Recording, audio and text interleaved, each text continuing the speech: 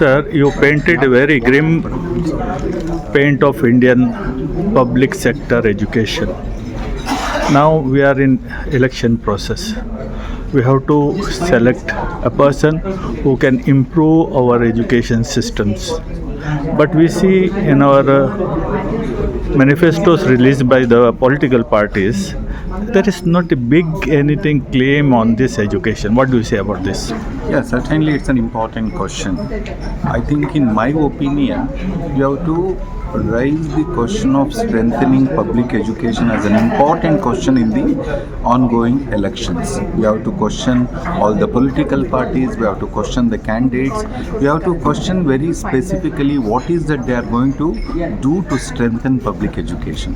Of course, that has to be done based on the some analysis of the political parties' manifesto. So far, three major political parties have released their manifesto. One is the Congress, which they call it as Nyaya Patra, whereas the BJP Modi Ka Guarantee, and CPM has also released its kind of thing.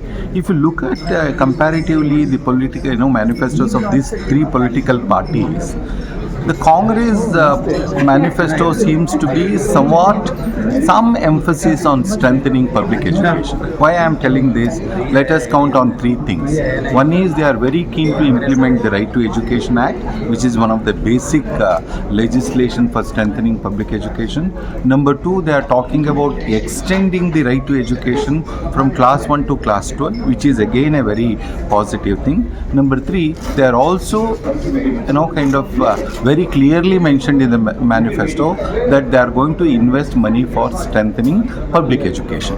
I think on these three counts, if you look at other political, take for example, in case of Modi Ki Guarantee, nothing is mentioned about the strengthening of public education. Nothing is mentioned. In fact, on the other way, what they are doing, they have, even yesterday, they have almost handed over 40 schools run by the military, society to the, right-wing organizations. And now, more or less, all these institutions will be run in future based on the public-private partnership. So, therefore, it's a decisive question that people need to raise in the coming elections, for whom they have to vote.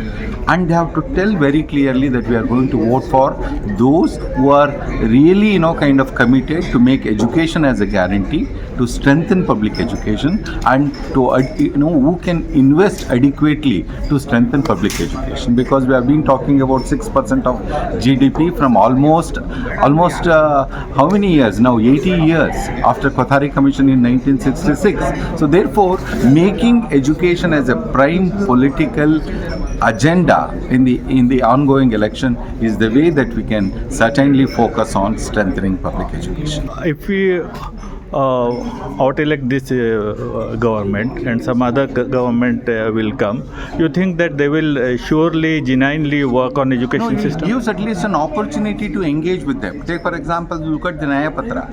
At least if they come to power, by all of us, what we are expecting, at least we can engage with them. We can ask, see what you have given in your Nyaya Patra, please implement it. They said that we are going to implement RTE effectively, implement it, give money. And they said that they are going to, what we call extend RTE both downward as well as upward. That is to include from class 1 to class 12. Put pressure on them. And they only said that they are going to give more money for public education. At least you can engage with them. See, after all, any political party's manifesto gives a kind of, some opportunity for the public to engage with them, to question them. This is what you have said in your manifesto. Please do that. I think in that way, certainly we need to be very optimistic, and whatever that we have destroyed in the last 10 years need to be, need to be addressed. I am sure if they come to power, certainly there will be very positive, because they are the one who brought right to education legislation. Thank you. Thank you.